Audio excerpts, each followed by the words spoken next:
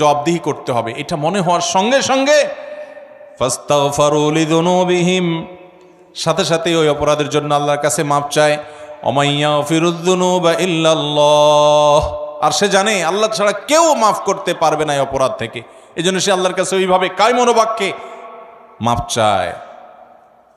এই বৈশিষ্ট্যটা থাকবে যাদের, মুত্তাকিদের, যে কোনো গুনাহ হলে মানুষ হিসাবে গুনাহ হয়ে যেতে পারে, যখনই গুনাহ হয়ে যাবে সাথে সাথে বিলম্ব না করে দ্রুততার সাথে আল্লাহর কাছে মাপ চাইবে। আল্লাহর কথা স্মরণ হবে, আরে আমি তো এটা করতে পারি না, ইমানদার হিসাবে, জান্নাত প্রত্যাশী মানুষ হিসাবে সে আল্লাহর কাছে মাপ চাবে।